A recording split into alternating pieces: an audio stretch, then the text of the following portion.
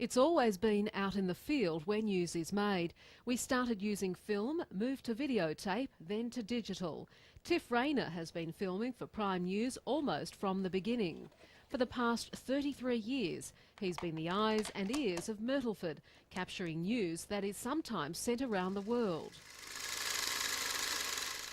Prime approached Mr Rayner in the early 70s when news chiefs learned he had the latest 16mm camera, owned a cinema and had made some short films.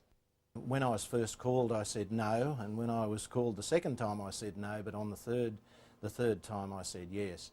And I believe that decision to go into this industry at that time was a very, very good one because I found it extremely interesting. He's recorded 3,000 news items so far, from the drama of the famous butterfly factory to the heroic efforts of locals fighting bushfires with the barest essentials, always taking the local angle, capturing his community at its best and worst. And with an eye for the innocently comical.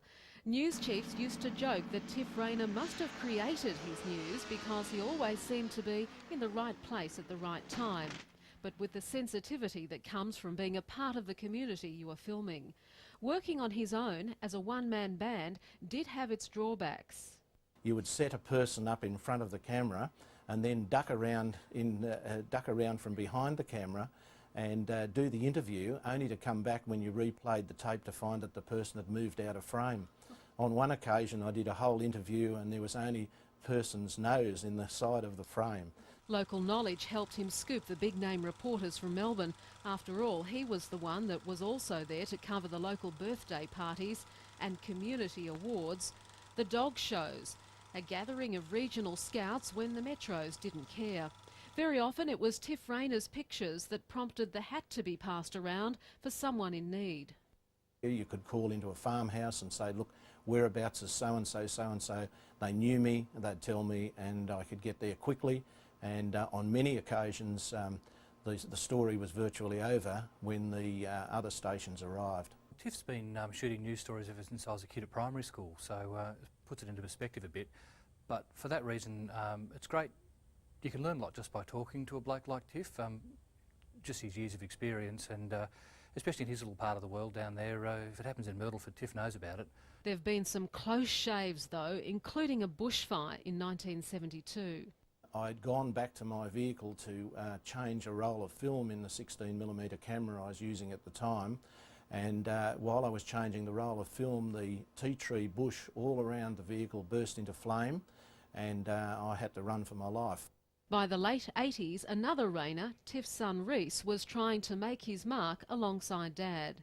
I didn't really want him to tag along. He wanted to come with me. Reese was as enthusiastic about the job as what I was, and he was a tremendous help to me. He used to carry the tripod and he used to help me set up, and he's the only one out of my three boys that have taken on a career that their dad did. Reese is Prime's senior news cameraman and filmed this story. Getting news to air these days, he says, is a lot less time-consuming than when his dad was starting out. AMV4, as it was in those days, would provide me with film stock, little rolls of 100 feet of black and white film, and I would shoot the story and then put the film into a light-proof can. It would then have to go to Albury by one of the couriers between this area and Albury. It would then be processed, and then it would be edited, physically cut and put to air probably 2 nights after the event happened. Tiff Rayner is still shooting news stories for Prime and is never far away when the big story breaks.